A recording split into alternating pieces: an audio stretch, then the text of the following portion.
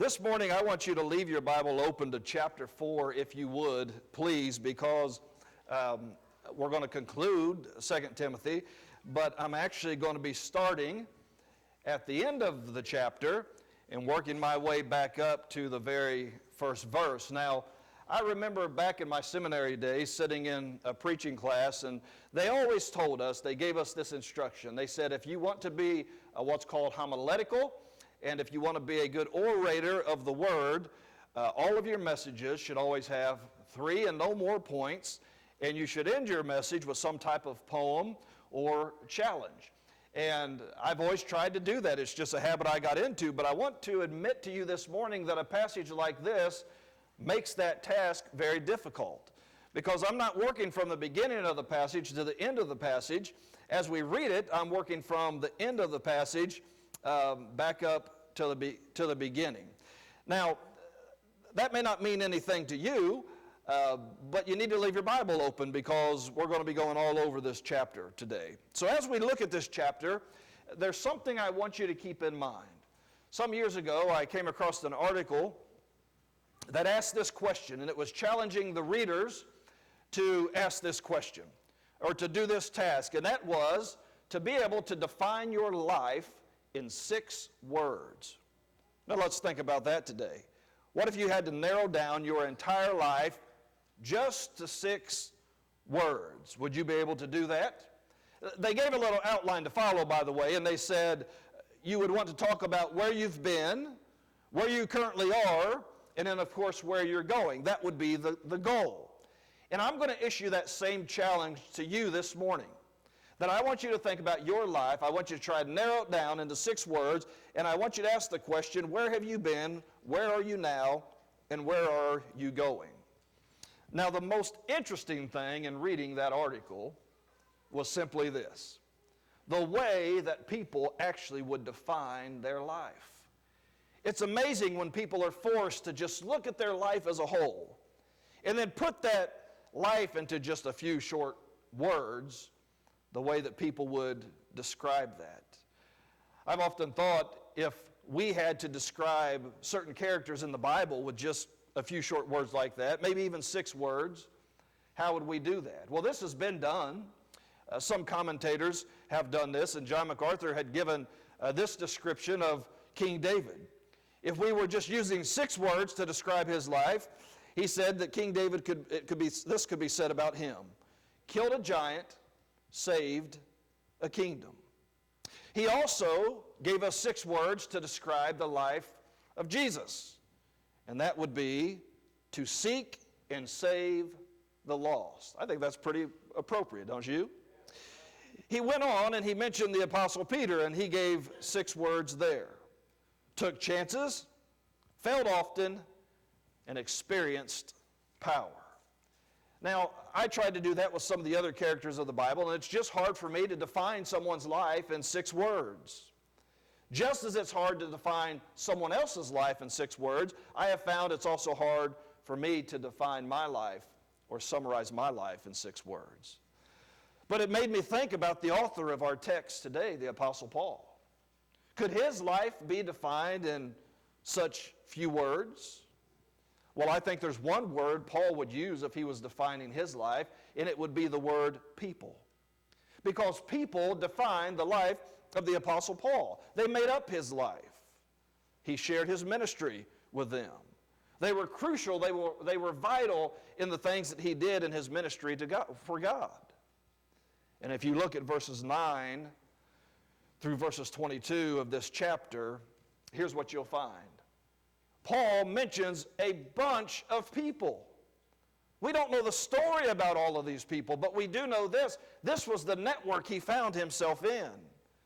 Now, network seems to be a scary word for some. It's kind of a business term, and that is, people in business will say you need a network around you. You need people around you that can help you.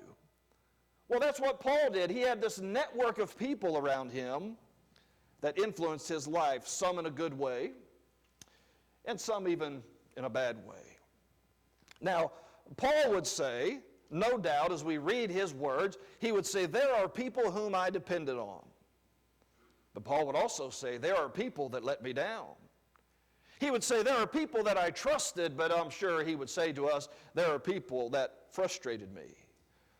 Paul, no doubt, had people in his life that was faithful to him. He had other people that were unfaithful to him. Paul had good friends that happened to be consistent in his life, and then he had other so-called friends that were anything but consistent. Regardless, they all make up this picture of his life. And so today I want us to look at this text as we think about that, and we think about his life, because here's a man that's getting ready to go to the chopping block. And do you know what I mean by the chopping block? Soon they will take an axe and they will sever his head from his body. All because this man has preached the gospel. Now, as Paul looks at that time in his life, and that's where he's at, he realizes that there have been people in his life that he's loved dearly. He realizes there's people in his life that have made him angry. Some have brought him great joy. Some has brought him great pain. But Paul mentions many of them in this passage. And I want you this morning, as we look at the end of the Apostle Paul's life, to spend some time thinking about your own. I often have an opportunity to meet with people in the last few days or the last few hours of their life. And usually, without exception, people will reminisce. They'll reminisce about times with their families. They'll talk about good times they had with friends. They'll talk about things that they had done with their life. And if they are Christians, they will talk about the joys that they've had in serving the Lord. Well, today, Paul gives us some instruction how we can get to that place, just like he was in this passage. And when that time comes, we can look back and we cannot have any regrets at all. And so Paul mentions this in verse 6, and I want you to follow along here with me in verse 6 and 7. Because he makes what is known as a dramatic declaration about his own life. And he says this in verse 6, "For I am now ready to be offered." That means I'm ready to die. He says, "And the time of my departure is at hand. I have fought a good fight. I have finished my course. I have kept the faith." I preached this same message this morning in our early service, and I had someone come up to me, and I asked them if I could use this illustration, and they said yes. I told them I wouldn't mention their name, but they said, "Pastor, I heard that message today, and it made me realize that my time on this earth is limited." And they said, "Do you think it would be wrong for me to pray and say, God, I'm ready. I'm ready to go. I have more family members and loved ones over there than I have here. My body's beginning to get weak, and I'm beginning to struggle." And the question was, would it be a sin to pray that? And I said, no, not at all. You're not doing yourself any harm. You're not doing anyone else any harm. And I said, you're much like the Apostle Paul. He knew the time was coming. The difference is, as far as I know, no one's getting ready to sever your head. And they said, well, that's up for question, I guess. But the point is, we all could say this as the Apostle Paul did. These are wonderful words, agreed? Wonderful words to be able to say when our life is coming to an end. Now, after Paul made those statements, we go to the end of the chapter, and he gives us these three attitudes that all of us should have in our life, as we know that that day is coming. And it's not just that they are three attitudes, but in a sense, it's kind of three warnings that he gives to us. I want to show them to you in this passage, and here is the first attitude that Paul would say we all need to adopt. Attitude number one, we must be prepared to go at it alone. I'm talking about your Christian life. I'm talking about your walk with God. Paul tells us in this passage, you better be prepared to go at your Christian walk with God alone, because sometimes that's going to happen. Now, I want you to think about this. Here was a man that had led countless people to Christ. Here was a man, no doubt, that had a ton of friends, as he would have been in all of these different churches. In fact, here's a man that even started many churches. More so than just leading people to Christ, he trained them. he discipled them. Here was a man that had written 2/3 of the New Testament. I think you would agree that's a pretty significant man. That's a pretty important man. But in spite of all of that, Paul is getting ready to go to the chopping block, and do you realize not one friend is present? Not one person would be there to say, Paul, we're going to go through this with you. We're going to be there all the way. You can count on us. We are praying for you. You just look at us and focus your attention on us. And Paul, we are going to be there through the thick and through the thin.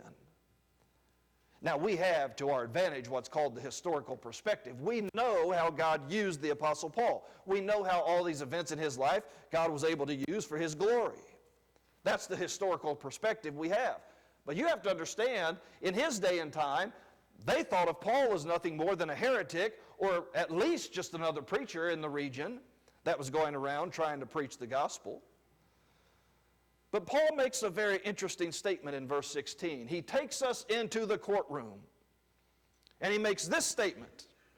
He says, at my first answer, circle that word, first answer in the King James there. That first answer means at my first court case, or at my first arraignment, at the first opportunity to stand before the judge and be able to plead my case, Paul says, no man stood with me, but all men forsook me.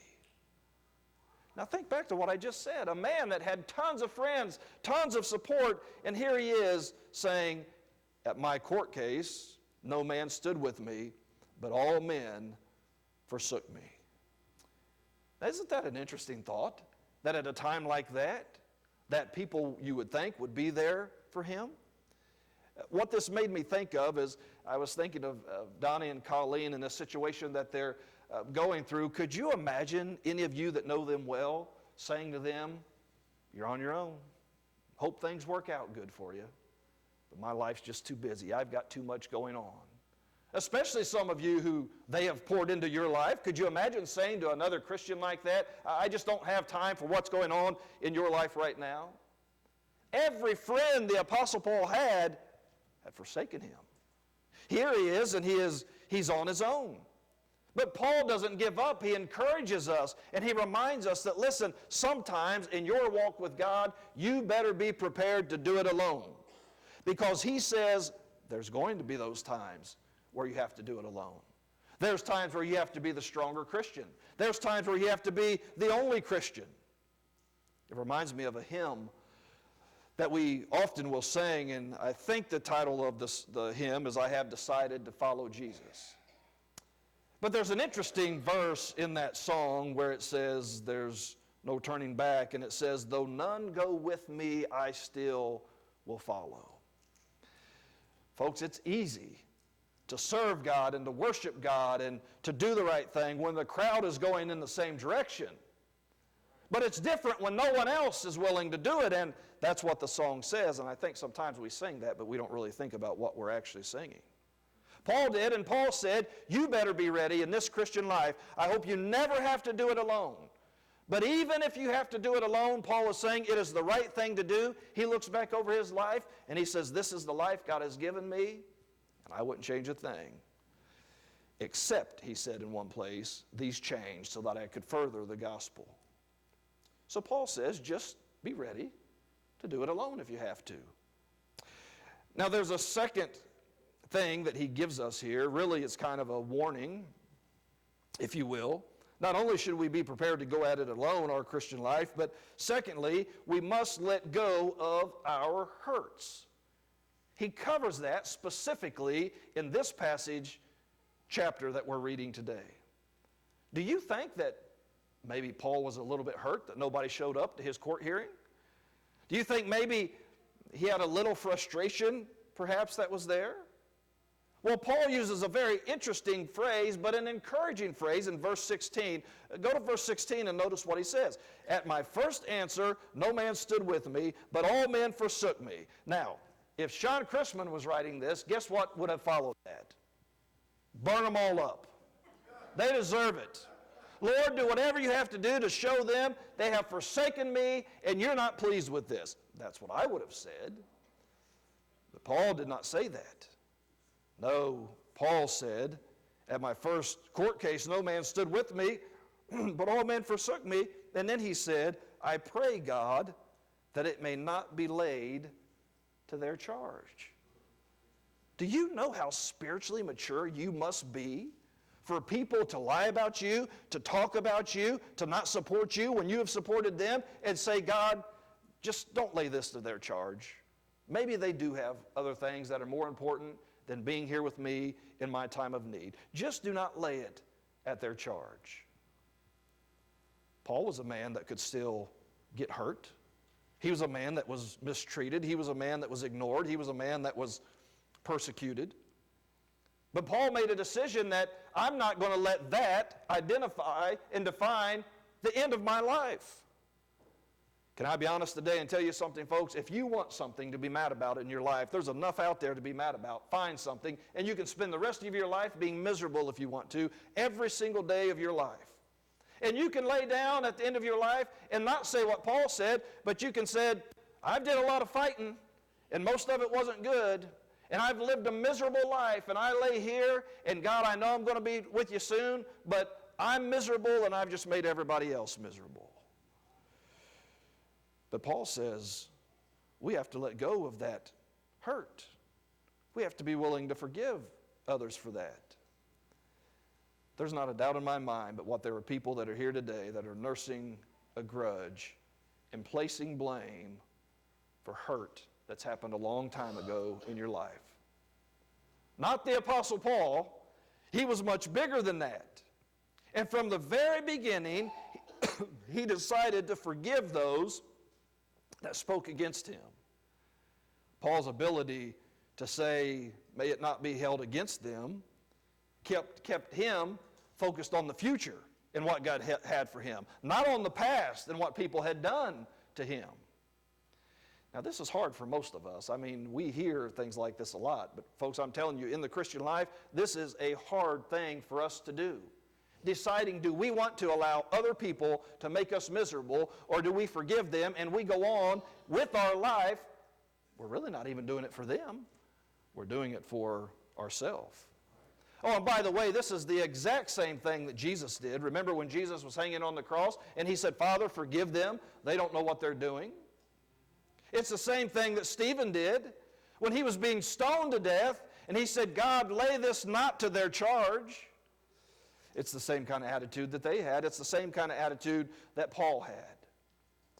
I don't know if any of you have young grandchildren, but there was a song, I think it was Frozen if it was the name of the movie, but there was a song on that, and it was called Let It Go. Any of you heard that? I'm not going to sing it to you, but let it go, ba ba ba ba ba ba ba ba. That's the song. Well, the idea of this song was, let it go. Man, we could put that in the hymnal, and we could sing that with passion every week. Let it go. And we could think about all the things in our life we're choosing to hang on to instead of letting go. Now listen to me today, friend. I want you to understand something. Paul did not fit into that category. Paul understood that it's time to put those things aside because my focus is on the future. Now look back at what he even said in verse 14. If anybody had a reason to be mad, it was the Apostle Paul. And because in verse 14 he said, Alexander the coppersmith did me much evil. Now that doesn't mean he said something bad about me. It doesn't mean we had a dispute. It means that he sought him harm. He did something that most people would not be able to forgive him for. And we do not know what this Alexander the coppersmith did. But we do know Paul's reaction to it. Paul's reaction was, I'm going to put this in the hands of God. Rather than relive the hurt again and again, Paul says, I'm going to put it in the hands of God. Now let's be honest today. When someone does something wrong, when someone does something to us that is hurtful, we choose to relive it day after day. We allow that to happen in our life. But Paul said we must let go of our hurts. Otherwise, that's what our life is going to be defined by. Now, he gives us one final thing here in this passage. Again, Paul says, be prepared to go through this Christian life on your own. I hope you don't have to, but be prepared. He says, deal with all the hurts that's in your life because that's going to ruin your life and that's going to drag you down. But the third and final reminder that he gives us is this. He tells us to keep making plans. That means keep moving forward. That means until the day that God calls you home, it means God has a plan for your life. Go back again to this focal verse in verse 6. And he says, for I am now ready to be offered, and the time of my departure is at hand. I have fought a good fight. I have finished my course. I have kept the faith. There is laid up for me a crown of righteousness. What wonderful words we have in the life of the Apostle Paul. Now, not everyone has final words like that. Some people have final words that are confusing, that are heartbreaking. The final words on his deathbed of Napoleon happened to be recorded in his journal. And here's what Napoleon said, which is much different than what the Apostle Paul said. Napoleon said as he was getting ready to die, I die before my time, and my body will be given back to the earth, to become the food of worms. Such is the fate which soon awaits the great Napoleon. Gandhi, who, by the way, is the world-renowned Hindu religious leader, also had some last words that he spoke on his deathbed. He said this, my days are numbered. I am not likely to live very long. For the first time in 50 years, I find myself in a slough of despond. All about me is darkness, and I am praying for the light. Now, there are two very well-known men that on their deathbed had one thing to say about their life, but in verse 6 you have something totally different from the Apostle Paul. And the Apostle Paul says, I have fought a good fight, I have finished my course, I have kept the faith, henceforth there is laid up for me a crown of righteousness. We should be able to say the exact same thing. Now, I began the message by asking you a question. Could you define your life in 6 short words? Well, I think the Apostle Paul could do that. John MacArthur gave this quote also of the Apostle Paul in 6 words that perhaps may identify his life. And he could say, hard fight, long race, finish strong.